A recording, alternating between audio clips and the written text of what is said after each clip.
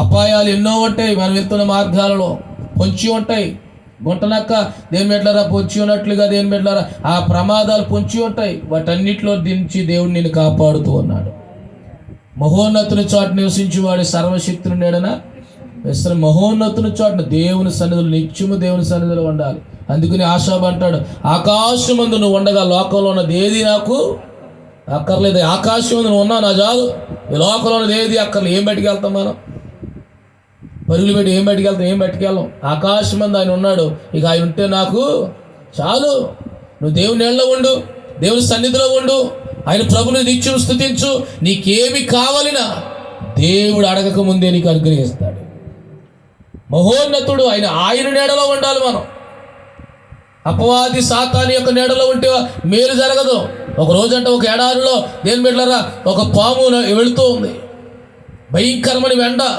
ఆ ఎండ వేడికి అది అటు ఇటు వెళ్ళలేక అది తోక మీద అలాగా సర్పిప్పేసిందట. ఈ లోపల కప్ప అది కూడా అటు ఇటు నీడ కోసం వెతుక్కుంటుంది. వెతుక్కుంటూ వస్తుంది. ఈ లోపల దేని బిడ్డలారా ఆ పాము పడగ నీడలో కూర్చుంది. అమ్మయ్యా, కప్ప అనుకుంటుంది, అమ్మయ్యా ఈ ఎండలో చచ్చి తిరిగాను, ఇప్పుడు నాకు నీడ ఒకటి దొరికింది అనుకుంది. నాకు ఒక నీడ దొరికింది అనుకుంది. అలాగ దేని బిడ్డలారా అలాగ నీడ అలా విశ్రమిస్తూ ఉంది. ఈ లోపల ఏం చేసింది తెలుసా? పాము కప్పని మింగేసి, అయ్యో నా నీడకు వచ్చింది కదా, నా చెంతకు వచ్చింది కదా, నాతో వస్తుంది కదా, నా దగ్గరకు వచ్చింది కదా అని ఏమని అనుకుందా? అనుకోలేదు. అది ఈ రోజున దేని మీద చాలా నీడలు ఉన్నాయి. అపవాది చాలా ఊర్లొగ్గాడు. వాటి దగ్గర క్షేమం ఉండదు.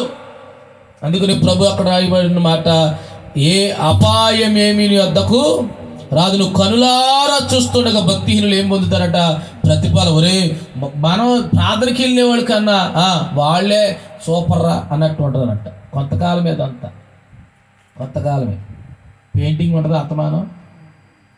ఒక ఆవిడ పెయింటింగ్ వేసేసింది మొన్న, బాగా చెమటెట్టేటప్పటికి ఆ పెయింటింగ్ అంతా ఇలా కారిపోతుంది.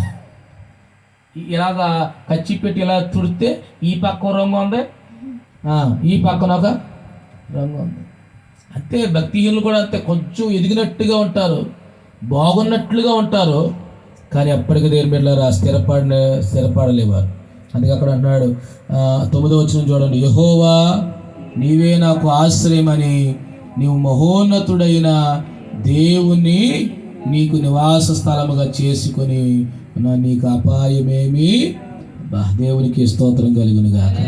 అపాయమేమి నాలుక మాటను చూశారు అక్కడ, ఏ తెగులుని గుడారమును ఇప్పుడు ఆయన సన్నిధిలో ఉన్నప్పుడు. ఆయన సన్నిధిలో చాలామంది దేని బిడ్డలారా సరిదంటే నిత్యం ఆయనలో ఉండాలి.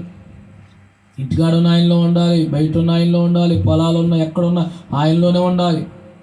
ఆయన మాటలు, ఆయన పాటలు, ఆయన స్తుతి ఎప్పుడు మన నోట నైవేద్య స్తుతి ఎప్పుడు అర్పిస్తూనే ఉండాలి. దేవుని స్తోత్రం కలిగి